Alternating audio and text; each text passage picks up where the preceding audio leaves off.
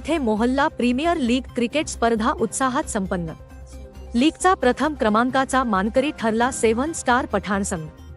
दरवर्षीप्रमाणे याही वर्षी मोहल्ला premier league 2024 underarm box cricket स्पर्धा मोठ्या धुमधडाक्यात संपन्न झाली।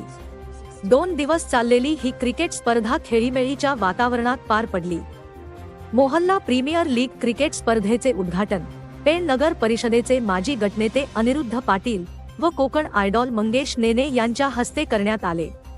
यावेळी त्यांच्यासह अजय क्षीरसागर, गॅलेक्सी हॉस्पिटलचे डॉक्टर रत्नदीप गवळी, राजेश टेलर, डॉक्टर सुनील कांबळे, उद्योजक मुद्दसर आखवारे, रफिक झटाम, समीर पठाण, वसीम खोत, मोहसिन तांडेल, साजन तांडेल, डॅनियल भाई, रिजवान खोत, फरहान बुबेरे, निसान कुवारे, सामी झटाम, करीस तांबोळी, तजिम मुकादम, अनिस गोरी यांच्यासह मान्यवर व कमिटी मेंबर उपस्थित होते। पेण प्रायव्हेट हायस्कूल जवळील मैदानात या स्पर्धांचे आयोजन करण्यात आले होते। यामध्ये ओया Hasnan Indians, knock finish, king Pathan 11, Kainat riders, Anis royals, Jansewa tsunami riders, 7 star Pathan या 7 संघांनी या स्पर्धेत सहभाग घेतला होता।